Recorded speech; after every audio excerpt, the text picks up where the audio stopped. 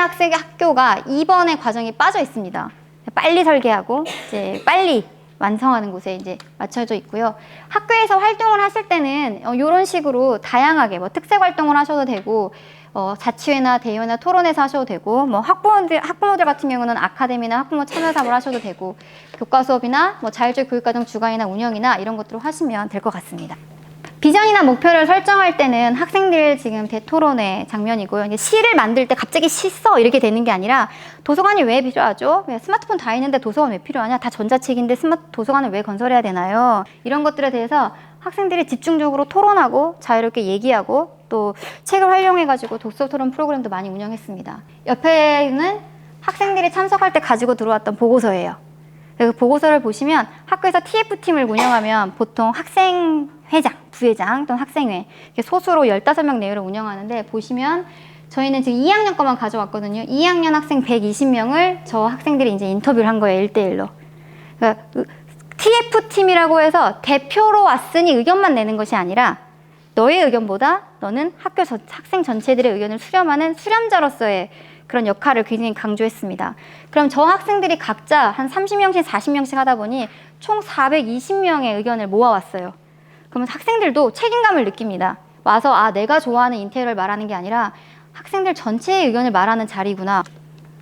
인사이트 투어 갔다 온 모습인데요. 그 과정에서 그냥 단순히 보고만 오는 게 아니라, 인사이트 투어 다니실 때도 학생들한테 가자 여기서가 아니라, 이 학교를 갈 때 각자 질문하고 싶은 거 5가지, 그리고 그걸 5가지에 대한 답을 직접 얻고 그 보고서를 작성해내고, 절대 눈으로만 보지 않고 가기 전에 충분히 교육을 시키고 다녀와서 본 것들에 대해서 나누는 그런 과정들을 품이 좀 들더라도 열심히 했던 것 같습니다.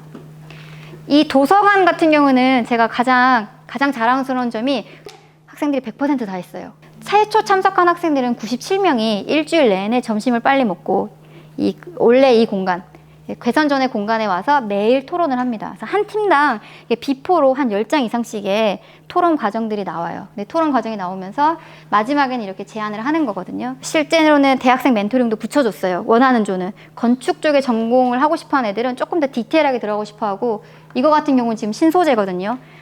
신소재 같은 경우로 뭐 단열이 잘 되고 친환경이고, 뭐 탄소가 조금 덜 나오고, 뭐 화재에 강하고, 이런 것들을 하고 싶어하는 학생들은 또 졸업생들이 있기 때문에 졸업생들 중에서 과를 연결해서 멘토링을 또 붙여주고, 그러다 보면 학생들이 이렇게 많은 컨셉들을 냈습니다. 이런 컨셉들에서 아이디어를 최종으로 33개를 추출을 했고, 그 33개의 아이디어를 선생님들과 또 잘 버무려서 이런 공간이 나오게 됐습니다. 주제 중심 프로젝트 수업 모델로 운영한 케이스고요. 그래서 공간 역량을 키워주기 위해 이렇게 8개 정도 테마를 제가 잡았거든요. 이 하나에 관련을 해가지고 공간과 문학에 대해서 살펴보고 싶은 학생들은 모이세요 라고 하면 모여서 이 내용을 직접 설정한 거예요, 학생들이. 비고란에 있는 거는 학생들의 실제 세특에 들어갔던 보고서의 제목들을 좀 써와본 겁니다. 한 줄당 4차시 정도라고 생각하시면 될 것 같은데, 이 4차시 하면서 어떤 것들은 교수님도 오셨고, 어떤 것들은 대학생이 와서 가르쳐줬고, 어떤 것은 학교 선생님이랑 같이 했고, 어떤 것은 그냥 제가 중간에 있었고 학생들끼리 토론 위주로만 한 것들도 있습니다. 근데 이게 생각해 보시면 최소 4개월에서 5개월 동안 학생들이, 이거에 지금 참여했던 학생들이 120명입니다. 그 120명의 학생들이 각각의 진로와 관심 분야에 갖춰서 이것에 대해서 생각을 했어요. 그리고 아이디어를 내요. 공간에 대해서 생각을 해보고, 우리 그럼 이 공간을 어떻게 만들까? 학교는 어떻게 해야 될까? 이렇게 하는 거랑, 공간에 대한 생각 없이 자, 사업을 땄으니 자, 디자인을 하세요 라고 하는 거랑은 차원이 다르다고 생각합니다. 그래서 조금 단계를 줄이시거나 레벨을 바꾸셔서 이런 부분들을 추진해 보시기를 바랍니다. 두 번째 프로그램은 기초학력 지원 프로그램으로 저희도 함께 체험 사업 등으로 많은 예산을 받았습니다. 이건 지금 공사가 스터디 카페가 완공된 뒤에 1학년 애들이 지금 다 작성한 겁니다. 1학년 기초학력 애들이. 이걸 가지고 혹시 디자인하는 프로그램에 참여해 보지 않겠느냐. 이 모양을 따서 애들 이렇게 많이 디자인을 잘 하더라고요. 제작한 것을 NFT 발행을 해줬어요. 토큰을 다 개인적으로 발행했어요. 자기가 디자인한 거를 너의 소유야, 너의 지적 소유야 라고 해서 자존감을 키워주고 정서적으로 좀 부추겨주는데 노력을 많이 했습니다. 공간혁신이 아니었더라면 저희가 저런 활동을 할 수 있었을지 너무 의심스러워요. 이제 실제로 교과 수행평가에 활용한 과제입니다. 수행평가로 활용했을 경우에는 공간이라는 것이 교육과정에 이렇게 들어갈 수 있구나라는 걸 적극적으로 알 수 있었던 것 같고요.